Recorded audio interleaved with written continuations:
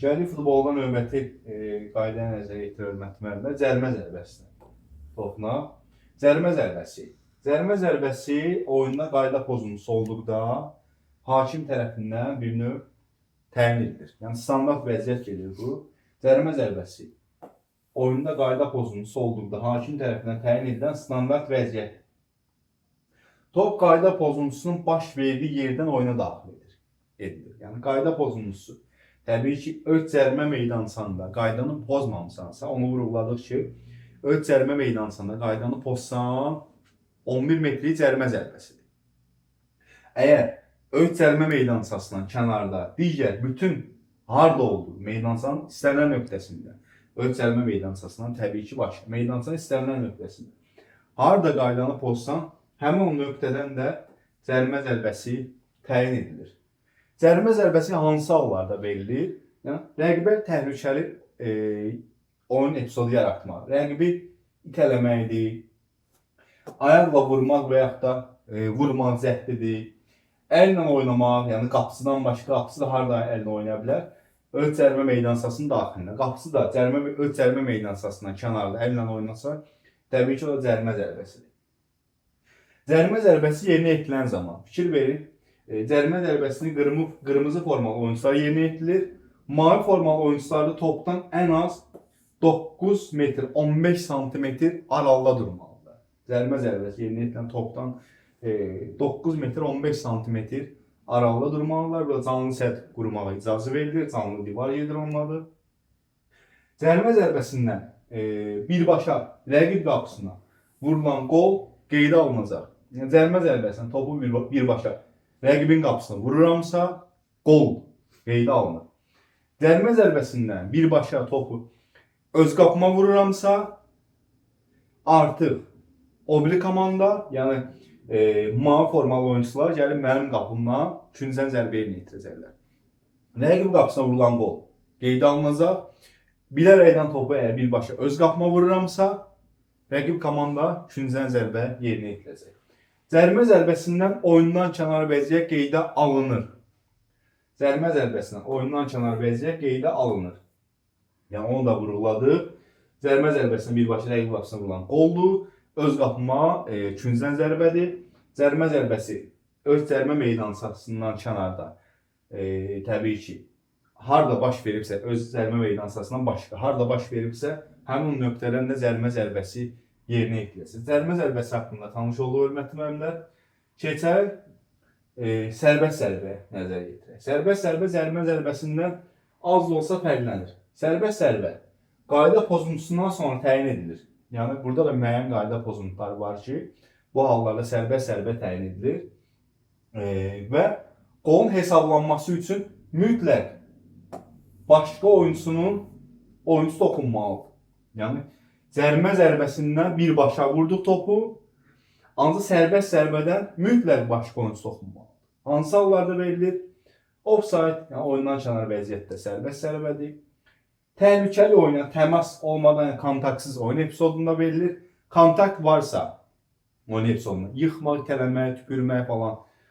Kontakt varsa, cərimə zərbəsi təyin edilir. Kontakt yoxdursa, yəni oyundan kənar vəziyyətdə kontakt yoxdur. Təhlükəli oyuna təmas yoxdursa, qapıçı topu 8 saniyədən artıq əlində saxlayıbsa, yəni sərbəst zərbədir. Qapıçı, bayaq vurğuladıq ki, qapıçının komanda yoldaşı ona bilərəkdən ötülən topu cərimə meydançası dedik, əlinə götürə bilməz.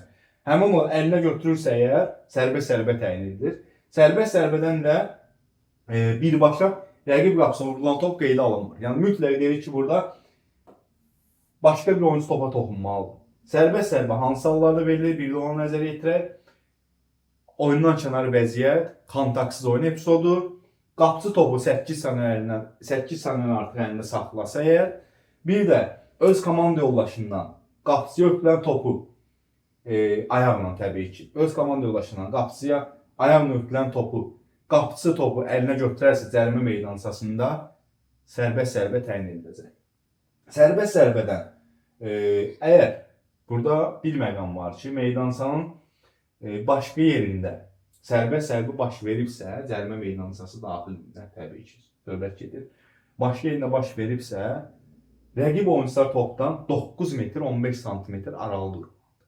Rəqib oyunçular topdan 9 metr 15 santimetr aralı durmalıdır. Əgər pozuntu müdafiə olunan komandanın qapısının ağzında baş veribsə, qapısı ağzında baş verirsə, burada artıq 9 metr 15 santimetr məsafəyə riayət edilmir. Çünki qayda pozuntusu burada baş veribsə, buradan da bura təxminən deyək ki 5,5 metr bunun uzun. Harasa buradan da bura 6-7 metr məsafə var. Harasa 7 metr belə deyək. Yəni oyuncular da düzülür. Hara? Qapı xəttinin üzərinə. Oyuncular, müdafiə olan komandanın oyuncular düzülür. Qapı xəttinin üzərinə və sərbəst zərbə yerinə yetirilir. Sərbəst zərbədən fikir verin. Burada oyuncu topu birbaşa qapıya vura bilmir. Mütləq komanda yoldaşı ötürməlidir, komanda yoldaşı zərbə vurmalıdır. Yəni birbaşa rəqib qapısına vurulan top qeydə alınmayacaq. Yəni nə qeydə alınacaq? Qapıdan zərbə. Sərbəst zərbədən birbaşa rəqib qapısına vurulan qol qeydə alınmır. Qapıdan zərbə təyin edilir. Qapıdan zərbə təyin edilir. Birbaşa öz qapına vursan əgər, birbaşa öz qapına vursan əgər, rəqib komandanın xeyrindən üçüncüdən zərbə təyin ediləcək. Birbaşa rəqib qapısına vurulan top sərbəst zərbədən qapıdan zərbə, öz qapına vurulursa üçüncüdən zərbə təyin ediləcək. Sərbəst zərbədən oyundan kənar vəziyyət qeydə alınır. Sərbəst zərbədən oyundan kənar vəziyyət qeydə alınır. Yəni offside qeydə alınır. Sərbəst zərbə haqqında da məlumat əldə etdik. Müdafiə qapı xəttinə dayanır. Bu da aydın oldu. Keçən növbəti qaydamıza baxaq. Mübahisəli oyun epizodu. Mübahisəli top. Mübahisəli top atışı nəzərə yetirək. Mübahisəli top atışı qayda pozuntusu olmadan, yəni qayda pozuntusu deyil mübahisəli top atışı. Qayda pozuntusu olmadan oyun dayandırıldıqda hakimin bir növ oyunu bərpa etmək üsuludur. Qayda pozuntusu yoxdur. Ancaq mübahisəli top atılır, hansı halları təyin olunur, ona baxacağıq. Bir də hakim topu yerə buraxır və oyunda hesab olunur top. Top yerə dəydikdə artıq top oyunda hesab olunur. Top yerə dəyməmiş, topa toxunma olmaz. Yəni hakim topu atır, top yerə dəyir, top oyunda hesab olunur. Yəni top yerə dəyməmiş, bir növ oyuncu topa toxuna bilməz. Yəni oyuncu topa toxuna bilmir.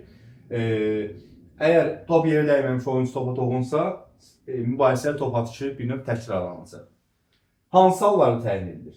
Oyuncu zədələndikdə, yəni oyuncu meydançağa zədələnib və ona qarşı kobudluq olunmuyor. Yəni şərt deyil ki, oyuncunun zədələnməsi üçün ona qarşı kobudluq olsun. Oyuncu zədələnib, ancaq ona qarşı qayda pozuntusu yoxdur. Damarın da artıb, əzələsinin də artıb, yəni müəyyən bir hallar baş verə bilər. Yəni hakim gör ki, oyuncu yıxılıb yerdə, ürəyə tutub falan, yəni müəyyən bir hallar baş verə bilər. Oyuncu bir növ yerdədir, hakim oyunu saxlayır. Hakim oyunu saxlayır və mübahisəyə top atılacaq. Yəni oyunu bərpa etmək üçün. Top hakimə dəyir istiqamətin dəyişdikdə. Top hakimə dəyildisə, istiqamətin dəyişsə mübahisəli top atılacaq. Eyni anda iki komanda tərəfindən qayda pozuntusu olduqda, yəni eyni anda iki komanda qayda pozuntusu edərsə, mübahisəli top atılır. Xarici müdaxilə, yəni meydançaya ikinci top daxil olarsa və yaxud da meydançaya azarkeş daxil olarsa, meydançaya hər hansı bir şəxs daxil olarsa, yəni oyunculardan başqa, yəni bu da mübahisəli top atışı olacaq burada. Əgər oyuncu zərmə meydançasındadırsa, yəni əgər oyun həmin o mübahisəli epizod zərmə meydançasında baş veribsə, həmən komandanın qapısı üçün mübahisəli top atılır. Yəni həmən komanda bir növ qapısına verilir top. Həmən mübahisəli epizod zərmə meydançasında baş veribsə, həmən komandanın qapısı üçün mübahisəli top atılacaq. Mübahisəli top zamanı digər bütün oyuncular, yəni mübahisəli top mənim satılırsa, istər mənim oyuncularım, istər rəqib oyuncular topdan ən azı 4 metr aralı durmalıdır. Əgər mübahisəli top atılarkən top ən az 2 oyuncuya toxunmadan qapıya daxil olarsa, mübahisəli topdan da birbaşa top yerə düşür. Mən topu birbaşa vururam rəqib qapısına, qol qeydə alınmır. Yəni birbaşa olmaz. Mütləq 2 nəfər toxunma. Əgər mübahisəli top atılarkən ən az 2 oyuncu toxunmadan qapıya daxil olarsa, aşağıdakı kimi bərpa edilir? Əgər top birbaşa rəqib komandanın qapısına daxil olarsa, qol qeydə alınmır, qapıdan zərbə təyin edilir. Birbaşa topu atdım mübahisəli topdan. Topu atdı hakimlərin üçün, mən də vurdum rəqibin qapısına. Qol qeydə alınmayacaq. Qapıdan zərbə təyin ediləcək. Əgər birbaşa öz qapıma vuraramsa, topu birbaşa öz qapıma vurdumsa, artıq küncdən zərbə təyin ediləcək. Küncdən zərbə. Mübahisəli top zamanı oyundan kənar vəziyyət qeydə alınmır. Mübahisəli epizodda da oyundan kənar vəziyyət qeydə alınmayacaq. Mübahisəli epizoda da baxdıq. Keçən növbəti qaydası nəzərə yetirək. Texniki zonaya nəzərə yetirək. Futbolda texniki zona deyilən bir qaydamız da var, anlayış da var. Texniki zona. Oyun keçən zaman ehtiyat oyuncular və texniki personal üçün ayrılmış yer texniki zona. Ehtiyat oyuncular və personallar üçün ayrılmış yer texniki zona adlanacaq. Texniki zona meydan yan xəttində yerləşir. Yan xəttdən 1 metr məsafədədir. Meydan sahamızın yan xəttidir. Texniki zonada yan xəttdən 1 metr məsafəsi var. 1 metr məsafəsi. Bu hesablanacaq bizim texniki zonamız, oturacaqlarımız da var. Burada görürsünüz oyuncular, komandanın məşqçisi və digər rəsmi şəxslər də texniki zonada əyləşərlər. Komanda rəsmi şəxsləri. Texniki zona ehtiyat oyuncular üçün nəzərdə tutulmuş oturacaqlardan hər iki tərəfdən 1 metr məsafədə çəkilmiş xətlərlə məhdudlaşır. Texniki zonada əyləşən şəxslərə zonanın ərazisini tərk etməyə icazə verilir. Texniki zonada əyləşən şəxslərə həmən bu zonanın ərazisini tərk etməyə icazə verilmir. İstisna hallar var ki, oradakı hakimlə icazə alıb, bir növ hakimi xəbərdarlıq edib, bir növ texniki zonanı tərk etmək olar. Hakim icazəsi ilə oyunçunun zədəsini qiymətləndirmək üçün oyun meydanına daxil ola bilər. Yəni burada da texniki zonada bir növ hakim icazəsi ilə həkimlər də olur burada. Oyunçunun zədəsini qiymətləndirmək üçün həkimlər hakim icazəsi ilə meydansaya daxil ola bilərlər. Eyni anda bir nəfərin texniki zonada taktiki göstərişlərin verilməsinə icazə verilir. Bir nəfər, görürsünüz, komanda məşqçisidir, ayaqüstü dayanır, oyuncularına bir növ texniki taktiki göstərişlər, meydanda olan oyunculara texniki taktiki göstərişlər verilməsinə icazə verilir bir nəfərin. Texniki zona ilə tanış olduq. Keçən növbəti qaydamızda komandanın heyəti nəzərə yetirək futbolda. Komandanın heyəti nəzərə yetirir müəllimlər. Futbol komandası heyəti 11 əsas, 12 ehtiyat oyuncudan ibarətdir. 11 əsas oyuncudur, 12 də ehtiyat oyuncudur. Ehtiyat oyuncuların sayı maksimum 15 nəfər ola bilər. Yəni 11 əsas, 12 ehtiyatdır. Maksimum 15 nəfərə qədər ehtiyat oyuncular çata bilər. Komanda heyətində minimum 7 oyuncu olmalıdır ki, oyun başlasın və yaxud da davam etsin. Yəni komandanın heyətində minimum 7 nəfər olmalıdır ki, mənim 23 nəfərdirlər, 23 nəfərim yoxdur. Mən 7 nəfərdən gələ bilərəm, 7 nəfərdən oynaya bilərəm. Yəni texniki məlumat verir, tam heyət olmalıdır deyə bir qayda yoxdur. Yəni oyunun başlaması üçün və yaxud da oyunun davam etməsi üçün mənim komandamda ən az 7 nəfər olmalıdır ki, oyun davam etsin. Misal üçün 11 nəfər 1, 2, 3, 4, 5, 6, 7, 8, 9, 10, 11. 7-sini saxlayaq. 1, 2, 3, 4, 5. Yox. 4 dənəsini çıxdıq. 1, 2, 3, 4, 5, 6, 7. Yəni mən 7 nəfərlə oynaya bilərəm. 7 nəfər. 4 oyuncusum çıxa bilər. 7 nəfərlə mən meydana gəlmişəmsə, oynaya bilərəm. Yəni bir də meydanda 7 nəfərim oyun ərzində olmalıdır ki, oyun davam etsin. 7-dən az olarsa texniki məlumat veriləcək. Rəsmi oyunlarda əsas hissədə maksimum 5 oyuncu dəyişiklik etmək olar. Yəni oyuncu dəyişikliyi də burada limitləndir. Rəsmi oyunlarda, yəni ölkə çempionatları olsun, dünya, Avropa çempionatları və bir sıra beynəlxalq turnirlər olsun ki, yəni burada oyuncu dəyişikliyinə məhdudiyyət qoyulur burada. Məhdudiyyət var ki, hər komanda maksimum 5 oyuncu dəyişə bilər. Yəni 11 oyuncudan 5-in dəyişə bilər. 5 dənə dəyişə bilər. Plus da oyunu 3 dəfə saxlamaq şərti. 3 dəfə saxlamaq şərti ilə oyunu 5 oyuncu dəyişə bilərik maksimum olaraq. Bir də artırılmış əlavə hissələr olarsa əgər oyunda, indi hissələr haqqında məlumat verəndə toxunacağam buna. Əlavə hissələr olarsa əgər oyunda bir oyuncuda dəyişiyinə icazə verilir. Yəni oyun ərzində komandanın dedik 11 əsas 12 ehtiyat oyuncusu var, ehtiyat 15-ə də qalxa bilər. 7 oyuncusu olmalı ki, oyun başlasın və yaxud da davam etsin. Oyuncu dəyişikliyi limiti var burada. 5 oyuncu dəyişmək olar, 5 dənə oyuncu dəyişmək olar, oyunu 3 dəqiqə saxlamaq şərti ilə. Yoldaşlıq görüşlərində isə, yəni yoldaşlıq danışıram hər hansısa bir komandayla yoldaşlıq oynayıram. Yoldaşlıq görüşündə isə iki komandanın razılığı əsasında. Yəni razılaşıram ki, 10 dənə oyuncu dəyişək, 11 dənə oyuncu dəyişək, zaman eləyək. Yəni ehtiyatdan girsin. Yəni iki komandanın razılığı əsasında bir növ həmin oyuncu dəyişikliyini həyata keçirmək olar. Rəsmi yarışlarda 5'lik, yoldaşlıq görüşlərində isə bir növ iki komandanın razılığı əsasında müəyyən edilə bilər. Bütün oyunculara, ümumiyyətlə bütün idman növlərində zinət əşyalarıdır taxılması qadağan. Komandanın heyəti ilə tanış olduq. Keçə topa baxaq. Top, futbol topunun çevrəsi 68 cm-dən az, 70 cm-dən çox olmamalı. Çəkisi 410 qramdan az, 450 qramdan çox olmamalı. Oyun zamanı top yararsız vəziyyətə düşərsə, top baş hakimin qərarı ilə dəyişdirilir. Top oyun zamanı yararsız partlayır, cırılır və s. Yararsız vəziyyətə düşür. Top hakimin qərarı ilə dəyişdirilir və həmin o yararsız vəziyyətə düşdüyü yerdə mübahisəli top atmaqla oyun bərpa edilir. Komandanın kapitanı. Futbolda komandanın kapitanı da olur. Yəni hər komandanın kapitanı var. Oyun meydanında hər komandanın fərqləndirici qol sarısı ilə qol sarısı taxan kapitan olur. Yəni qol sarısı olur həmin kapitanlarda. Bir nəfər seçilir. Kapitanın vəzifəsi nədən ibarətdir?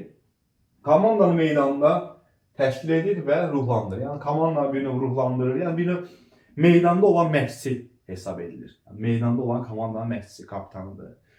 Püşkatmada iştirak edir. Püşkatma mərasimində iştirak edir. Komanda yoldaşlarının davranışına nəzarət edir. Yəni komanda yoldaşlarının da davranışına nəzarət edir.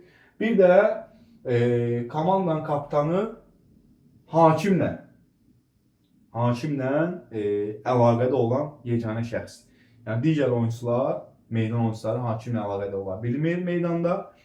Ancaq komandanın kapitanı bir növ hakimə etirazdır, yəni hakimlə söhbətdir, yəni edə bilər komandanın kapitanı. Digər oyuncular ancaq yox. Gəlir hissələrə nəzər yetirək, hissələr və qalibin müəyyənləşdirilməsinə baxaq, hörmətli müəllimlər. Futbol oyunu hər biri 45 dəqiqə olmaqla 2 hissədən ibarət. 2 hissədən ibarət, hər biri 45 dəqiqə, birinci hissə 45, ikinci hissə 45. Arasında olan fasilə isə 15 dəqiqə. 2 hissə arasında olan fasilə 15 dəqiqədir, hər biri 45 dəqiqədən ibarətdir. Təmiz vaxtla oynanılmır futbol oyunu. Yəni top oyundan çıxarkən, oyun dayanarkən vaxt saxlanılır.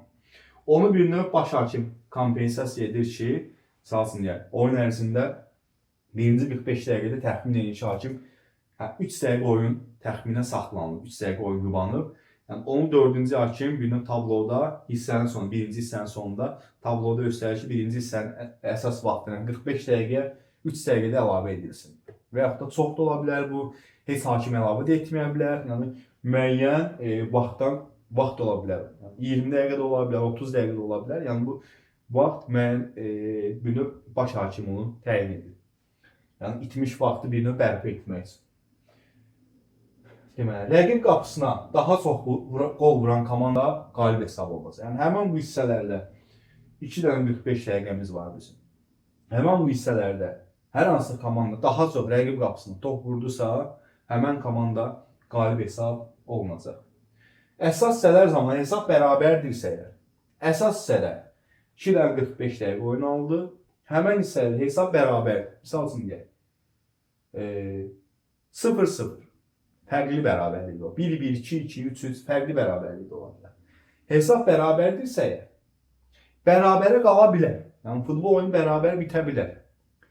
Yarışın reglamentinin asılı olaraq, yəni yarışın reglamenti var ki burada, mütləq həmən yarışa qalib müəyyən olunmalıdır. Misal üçün, final görüşü.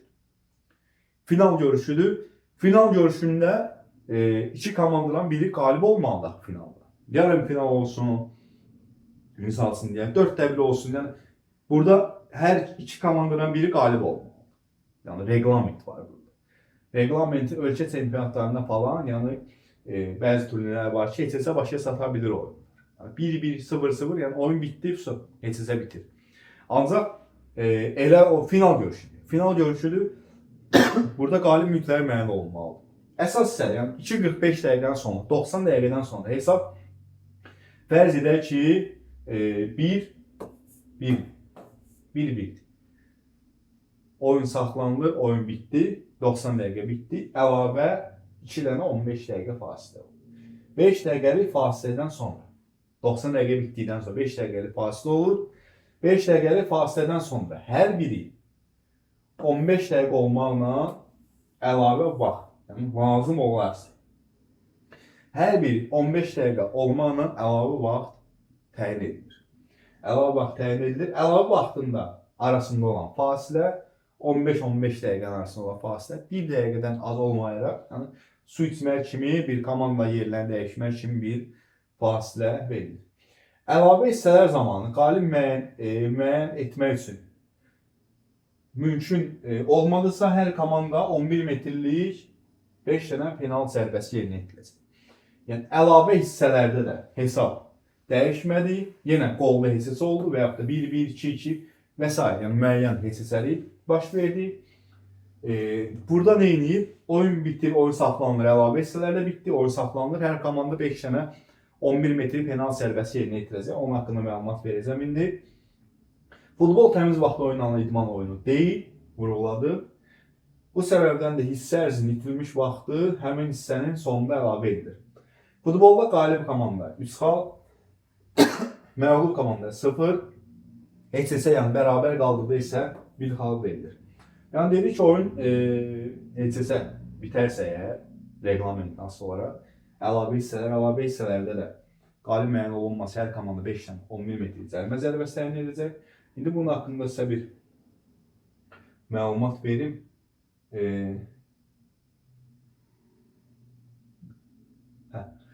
Əlavə hissələrlə oyun heç isə bitdi. Fərz edək ki, komandalar oyun başı çatdı 1-1. Hər komanda 5 dənə penaltı zərbəsi yerinə yetirmək ixtiyarı. Hər komandanın 5 dənə. Bunu böyle 2 yerə 1, 2, 3, 4, 5. Bu da deyək A komandasıdır. Bu da B komandası olsun. 1, 2, 3, 4, 5. Təbii ki, burada püşkatma olur ki, əlavə hissələr olarsa, burada da püşkatma olur. Püşkatma haqqında məlumat verəcəm orada sizə. Deməli, hesab oyun başlatdı 1-1. Yəni, bu hesab yəni lazımsız baş verir. Yəni, hesab ehtiyac olunur hesaba. Oyun heç-hesə başlatıb 0-0, 1-1, 2-2. Yəni, bu hesab lazımsız hesabdır. Yəni, hesab vaxtında hesaba. Əsas deyir ki, hər komanda 5 dənə 11 metrik cərimə zərbəsi. A komandası vurdu, gol. A komandası vurdu, gol. B komandası vura bilmədi, X. A komandası vurdu, gol. B komandası vura bilmədi, X. A komandası vurdu, gol. B komandası vura bilmədi, X. Artı A komandası qalibdir. Niyə görə qalibdir? Hər komanda idi ya 5-5 biraz. Fikir verin, A komandası 1, 2, 3 penaltı zərbəsi yerinə yetirdi. 3 penaltı. B komandası 1, 2, 3 penaltı zərbəsi yerinə yetirdi. A komandası 3'ünü vurub, B komandası heç birini vura bilmir. Artıq A komandası bu ikisini vura bilməsə belə, B komandası bu ikisini vursa belə, artıq A komandası qalibdir. Hesab olacaq yine 3-2. 3-2. Yəni B komandası nə etsə artıq buna sata bilir. Yəni hesab max belə deyək də, həmin o 5 dənə penaltı zərbələrindən minimum bir komanda 3 dənə yerinə yetirməlidir. Bir komanda minimum 3'ün yerinə yetirməlidir. Maksimumu deyə bilmərəm. Maksimum uzana bilər. Maksimum uzana bilər, ancaq minimum 3'ün yerinə yetirməlidir hər komanda. Baxın, 3'ün A vurdu, gol. 3'ün B vurdu, gol olmadı. Artıq A komandası qalib. B komandası ikisini vursa belə, A komandası ikisini vurmasa belə artıq A komandası qalibdir. İndi necə bu minimuma baxdı, minimum 3. Maksimum necə uzana bilər? Yenə seçelim. 1, 2, 3, 4, 5. 1, 2, 3, 4, 5. A komandası da vurur, B de vurur. A da vurur, B de vurur. A da vurur, B de vurur. A da vurdu, B de vurdu. A da vurdu, B de vurdu. Her komanda 5 tane zərbə edir. Hər hamısında da gol. Burada ücret 5 tane vurmalısın. 5'in vurmalısın. Artıq ücret burada necə baş verir? Əlavə 1-1 artırılır. Misal. A vurdu, gol. B vurdu, gol. Olduca 6-6. Yenə uzanır. Yenə uzanır. Yenə. A vurdu, gol. Yenə B də vurdu, gol. Yəni uzanır yenə. Yəni bunun limiti yox. Uzana bilər. Hər komanda vurur. Gol, gol. Gol, gol. Burada ki bir komanda itirməlidir. Misal üçün. A vurdu. Gol olmadı. B vurdu. Gol. Artıq B komandası qalibdir. Aydın oldu. Minimum 3. Maksimumu yox. 5 tane sənin palojinan var. Yəni 5 tane vurmalısan. 5 tane vurmalısan. 5'indən minimum 3'ün yerinə yetirməlisin. 3'ün yerinə yetirməlisin. Yəni bölüb həmin o 5 tane uzana bilir. Gördüyünüz neçə tane uzandı? 2, 4, 6, 2, 4, 6, 8'e qədər uzandı. Yəni bu arta bilər. 10 da ola bilər, 12 da ola bilər. Yəni 6 da ola bilər. Yəni bu uzana bilər. Bunun haqqında tanış olduğu şeysə növbəti futbol qaydamıza qalibin xallarını müəyyən etdik. Oyunun başlaması və bərpası necə etdik? Oyun necə başlayır, necə bərpa olur? Oyunun əvvəlində püşkatma keçilir. İşte belə püşkatma mərasimi burada. Püşkatma keçilir. Püşkatmanın qalibi hücum edəcəyi qapını və yaxud da topu oyuna daxil etməsi. Püşkatmanın qalibi mənəmsə, deyirəm ki, o qapı mənim olsun, o biri komanda topu oyuna daxil edəcək. Yəni, topu mən seçirəmsə, o biri komanda qapını seçir. Yəni, püşkatmanın qalibi ya topu oyuna daxil edir, ya da bir növ qapını seçir. Top mərkəz nöqtəsindən. Top həmən oyunda mərkəz nöqtəsindən tanış olmuşuq. Mərkəz nöqtəsindən başlanğıc vuruşu ilə oyuna daxil edilir. Mərkəz nöqtəsindən top oyuna daxil edilir. Bütün hissələr, əlavə hissələr də daxil olmalı. Eyni zamanda rəqib qapısı, eyni zamanda qol olduqda rəqib komanda mərkəz nöqtəsindən topu oyuna daxil edir. Yəni püşkatmanın qalibi mənəmsə, birinci hissələ topu mən başlamışam sonra, ikinci hissələ birinci hissələ A komandası başlayıb sonra ikinci hissələ B komandası başlayacaq.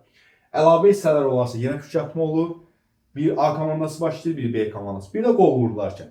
Yəni rəqib qapısına A komandası qol vurubsa, B komandası top mərkəzindən başlayacaq. B komandası qol vurubsa, A komandası top mərkəzindən başlayacaq. Yəni topu mərkəzdən hansı komanda oyuna daxil edir? Hissələrin əvvəlində A başlayıbsa B, B başlayıbsa A. O bildi hissələrin əvvəlində. Oyun epizodunda isə qolu buraxan komanda. Qolu mən buraxmışamsa, mən mərkəzdən oyuna başlayacaq. Qolu buraxan komanda topu oyuna mərkəzdən daxil edir. İkinci hissədə komandalar qapılarını dəyişir. Eyni zamanda ikinci hissədə digər komanda başlanğıc vuruşu ilə topu oyuna daxil edir. Onu bildik. Başlanğıc zərbəsi yerinə yetirən oyunçu istisna olmaqla. Yəni, başlanğıc zərbəsini mən yerinə yetirəmsə, qalan bütün oyunçular həmən o radiusdan 9 metr 15 santimetr qövsün kənarında durmalıdır. Hər komanda özünə aid olan yarım hissədə dayanmalıdır. Özünə aid olan yarım hissədə. Bayağı bir dənə şəkil var idi burada.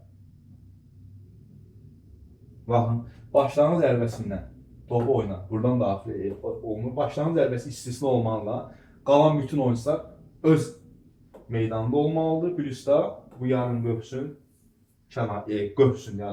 qövsün kənarında olmalıdır.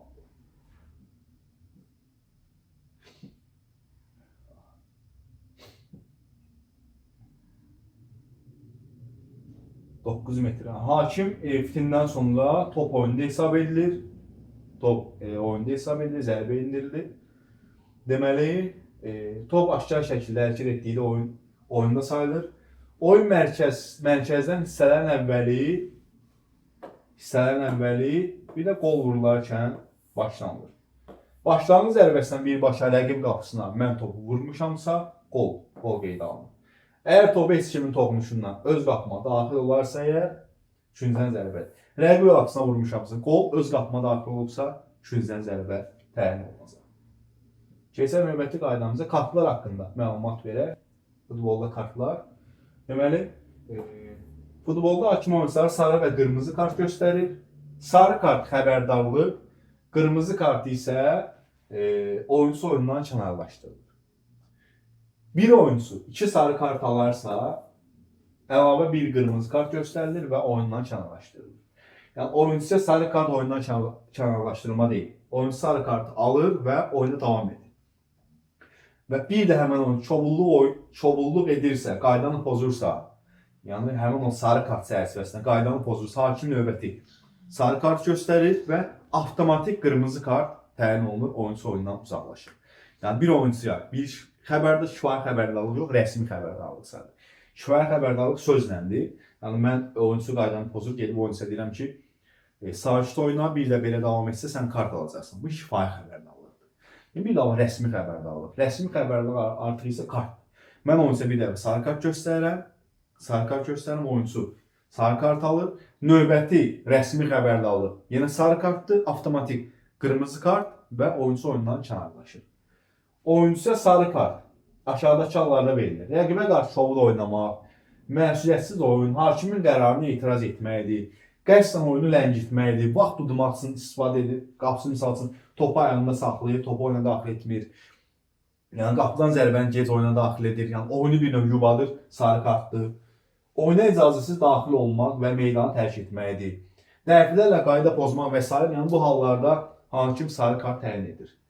Oyuncuya sərt oyuna görə və ya idmançı yaraşmayan hərəkətə görə birbaşa qırmızı kart da göstərilə bilər. Yəni heç sarı kartı yoxdur oyuncunun. Oyuncuya sarı kart göstərilmir. Oyuncu o qədər sərt oynayır ki, o qədər bir növ qaydalara riayət etməyib ki, oyuncuya hakim birbaşa qırmızı kart da göstərir. Yəni heç sarı kart göstərməyən birbaşa qırmızı kart göstərir və oyundan uzaqlaşdırılır.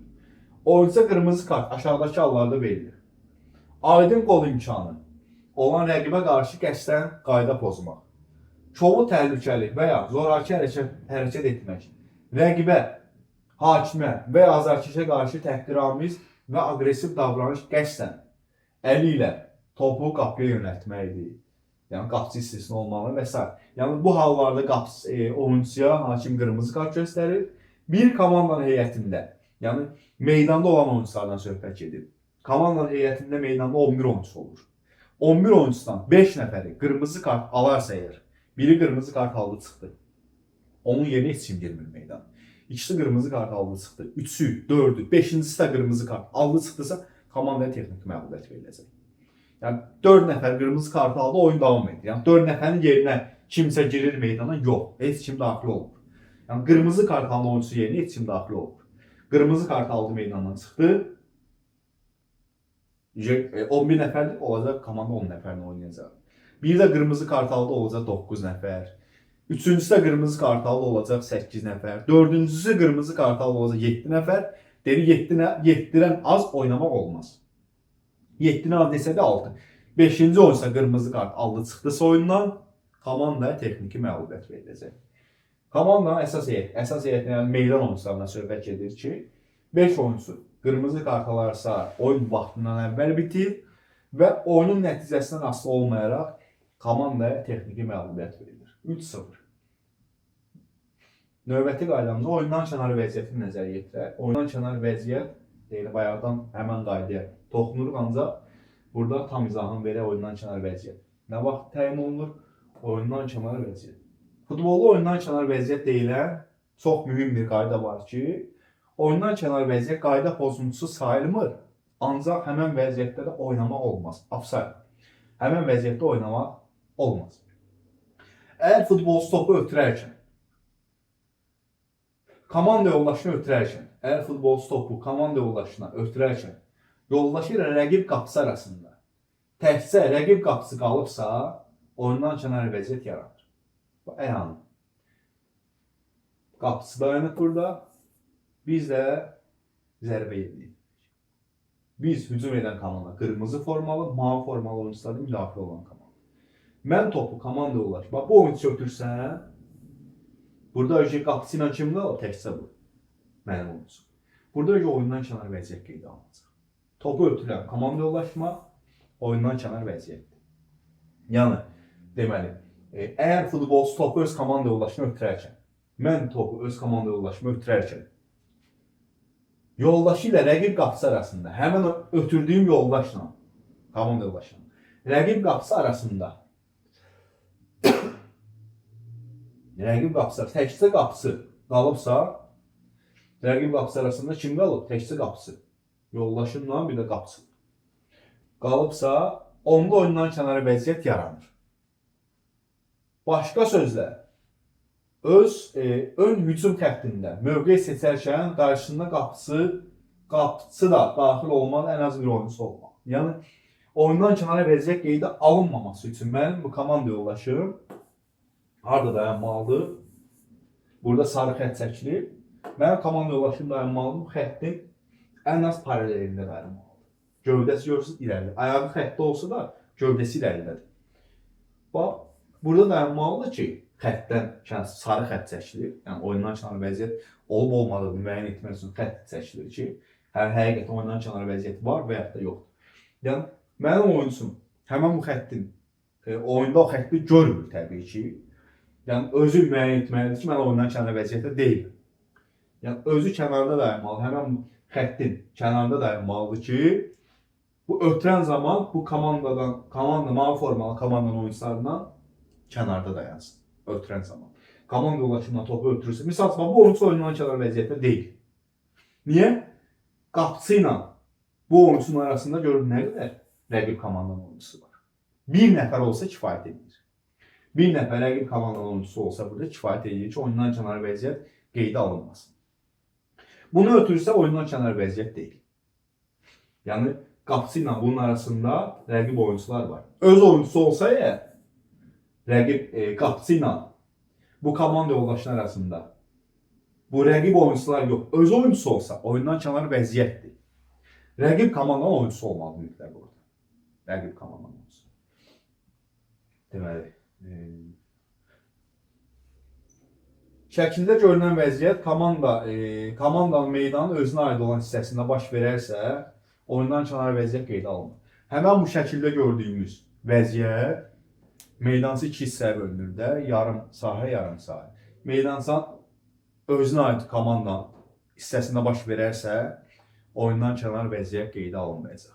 Ki, bu gördüyümüz vəziyyət meydançı özünə aid olan hissəsində baş verməlidir ki, oyundan kənar vəziyyət qeydə alınmasın. Futbolda hakimlər də nəzərə yetirilir mətnəmdə.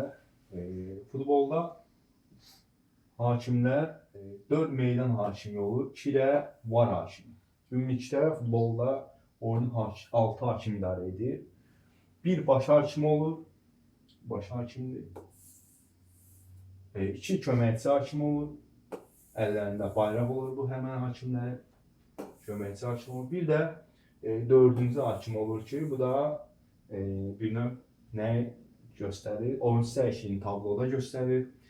İtmiş əlavə vaxtı, oyunun vaxtını əlavə etmək üçün tabloda göstərir. 4-cü hakimdir. 2 yan xətt hakimi, yan xətt hakimləri topun oyundan çıxıb-çıxmadığını müəyyənləşdirir. Yan xəttdən oyundan kənar vəziyyəti qeydə alınır. Topun qapı xəttini keçib-keçmədiyini müəyyən edir. Yəni bir növ hamısı birlikdə işləyirlər. Baş hakim meydanda son qərarı verən şəxs. Yəni meydanda baş hakim son qərarı verən şəxs. Oyunçuların cəzalandırılmasıdır. Meydandan və ya texniki zonadan kənarlaşdırılmada, texniki zonada oturan məşqçiyə, digər oyunculara sarı kart, qırmızı kart verib və həmən o zonadan kənarlaşdıra bilər. Topun dəyişdirilməsi baş hakim tərəfindən icra edilir. Yəni, qüsurlu top varsa meydanda onun dəyişdirilməsi baş hakim tərəfindən icra edilir. Meydanda təkbit olan baş hakimdir. Yəni, yeganə fit sahibi meydanda baş hakimdə olur. Yarı hakimlərin əlində bayraq olur. Topun oyundan çıxması, oyundan kənar vəziyyət olarsa baş hakimi bildirmək və hakimin göstərdiyi, görmədiyi məqamlarla bağlı baş hakim məsləhətlər verir. Yəni, baş hakim görmədiyi məqamlar olur ki, onları köməkçi hakimlər görür və baş hakimə məlumat verir. Baş hakim zədələnərsə, onu yan xətt hakimlərindən biri əvəz edir. Baş hakim əgər zədələnərsə, onu yan xətt hakimlərindən biri əvəz edir. Yan xətt hakimini isə 4-cü hakim əvəz edir. Vaxt hakimi xüsusi tablosu olur, yəni 4-cü hakim olur.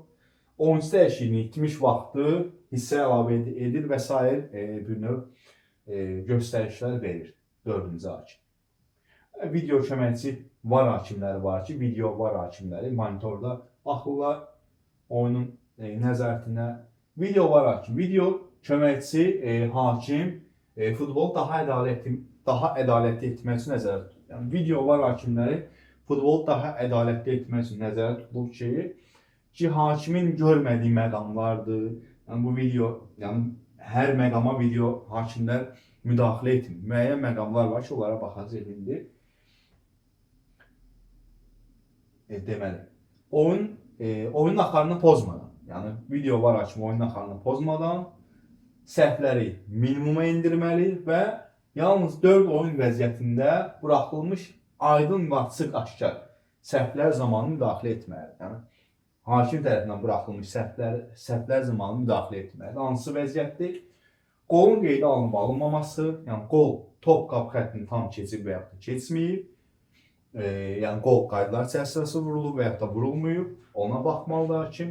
Penaltı zərbəsinin təyin edilib edilməməsi, hakim penaltı təyin edir, ancaq orada bir növ qayda pozuntusu baş verməyibsə, hakim səhvən qayda pozuntusu olduğunu işarə edibsə, penaltı zərbəsi ya verilə bilər və yaxud da verilməyə bilər. Yəni burada da video var hakimlər müdaxilə edə bilər. Birbaşa qırmızı vərəqə zamanı. Yəni hakim oyuncuya qırmızı kart göstərib və qırmızı kart göstərib oyuncu həqiqətən kobudluq etməyibsə, qırmızı kart ləğv olunur və yaxud da hakim oyuncuya kart göstərməyibsə, sarı kart göstəribsə, gedir monitora tezdən baxır və sarı kartın əvəzinə ya kart ləğv olunur ya da birbaşa qırmızı kart göstərilir. Bir də səhv müəyyən edilmə. Oyun zamanı müəyyən edilmələr var ki, o zaman da video köməkçi hakimlər epizoda nəzarət edirlər, yəni yerindən qiymətləndirirlər. Qol vurulandan sonra video köməkçi hakim oyundan kənar vəziyyət, qayda pozuntusu, əl oyun və yaxud da digər qaydalara ziddiyyət hallarının olub-olmadığını yoxlayır. Yəni qol vurulandan sonra qolun oyundan kənar vəziyyətdən vurulduğunu və yaxud da qayda pozuntusu olduğunu və yaxud da əllə oyun olduğunu və yaxud bir sıra halları qol vurulandan sonra bu video var hakimləri qiymətləndirilir. Deməli, video köməkçisi sarı və qırmızı vərəqələr zamanında səhv müəyyən edilmənin qarşısını alır. Qeyd etdiyimiz kimi sarı və qırmızı vərəqələr zamanında video var hakim müraciət olunur. Vərəqənin haqlı olub-olmadığını müəyyənləşdirir. Yəni, həqiqətən də buna verilən qırmızı kart haqlıdır və yaxud da haqsızdır. Sarı kart haqlıdır və yaxud da haqsızdır. Sarı qırmızı kart ola bilər. Qırmızı kartda ləğv olunub sarı kart ola bilər.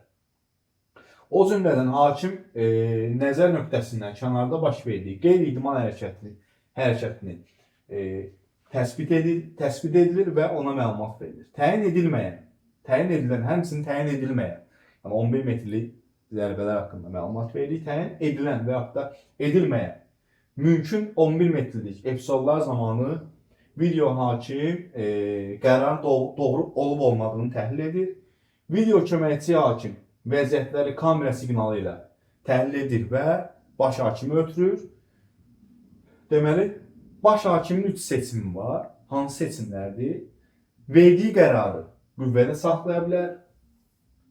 Video köməkçinin, yəni verdiyi məlumatı, təklifini qəbul edə bilər və yaxud da vəziyyətə baş hakim özü monitordan baxa bilər. Yəni video əsas baş hakimdir, yox son qərarı verən yeganə şəxs baş hakimdir.